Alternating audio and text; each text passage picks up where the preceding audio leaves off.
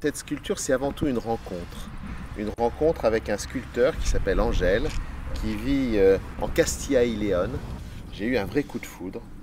Elle représente vraiment de façon très puissante ce que tout homme recherche dans sa vie, c'est-à-dire l'équilibre. Et ici, dans ce domaine, le grand défi que nous devons relever, c'est l'équilibre de la nature. C'est-à-dire comment faire pour que les oiseaux, les arbres, la vigne, tout ça se trouve à un moment donné, non pas contrarié, non pas contraint, mais qu'il y ait une harmonie. Pour en attraper plus. On ramasse des framboises. On ramasse des framboises, des fraises. On va dans la cabane et on fait le coboban. Aujourd'hui, depuis 200 ans, c'est un domaine qui ne fait que de la monoculture, du vin, donc du raisin, de la vigne. On a pris conscience que cette monoculture était une source de désordre. On s'est rendu compte qu'un potager avait tout son sens.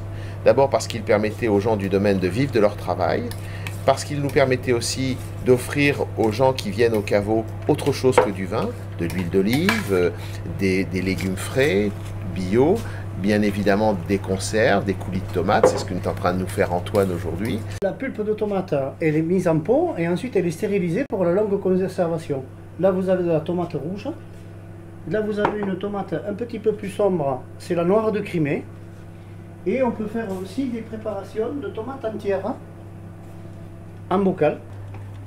Purée, qu'est-ce que tu nous fais? C'est la confiture là que tu fais? Oh mais oui, on exploite le feu dans tous les sens. La nature est d'une extrême générosité. En l'espace de 48 heures, on a récolté plus de 140 kg de tomates.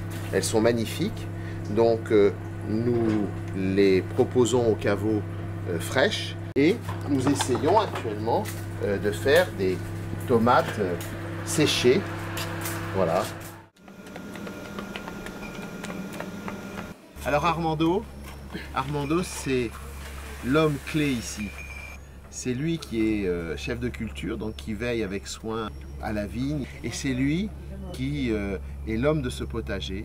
Moi je pense qu'on pourrait en replanter des courgettes. Ça fait que la feuille se roule comme ça, c'est quoi? Non, c'est un peu la chaleur. Vigneron et maraîcher, c'est pas le même métier? Non, c'est pas le même métier, mais on peut le rassembler ensemble, les deux. Parce que bon, c'est toujours la terre qui nous donne tout. C'est la terre qui nous donne tout.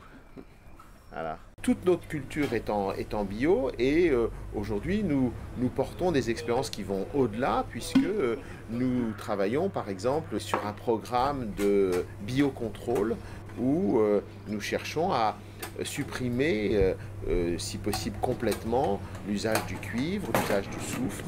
Et nous cherchons à aller plus loin dans la démarche bio et nous pensons qu'il y a là un champ du possible. Plus nous aurons de variétés de plantes dans un petit espace comme celui-ci, et plus la biodiversité favorisera le développement des auxiliaires de culture, des animaux en tout genre. Et c'est ça qui, à un moment donné, nous permet d'accéder à cet équilibre tant désiré.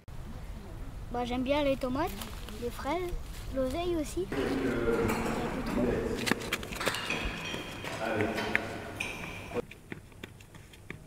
On profite de la cuisine et on fait la soupe pour manger le midi avec le personnel. C'est génial, c'est vraiment un avantage de travailler ici, manger des produits frais, tous bio, c'est vraiment incroyable. Je trouve ça fabuleux parce qu'on est sur des produits frais qui ont été cultivés sur place, localement, et puis avec une saveur inégalable. Donc c'est que du bonheur, des vitamines et du bonheur. Et probablement que demain, ce domaine vendra moins de vin au Japon et au Canada et plus de produits, une offre plus large à nos clients locaux. C'est ça l'idée. Et ça répond à l'objectif de la biodiversité. L'équilibre, d'abord, c'est quelque chose qui n'est jamais totalement atteint, toujours sur le point de basculer de l'autre côté. Et j'ai trouvé que ça résumait assez bien l'ambition que nous avons sur ce domaine, qui est de donner à la nature la possibilité d'accéder à nouveau à ces équilibres.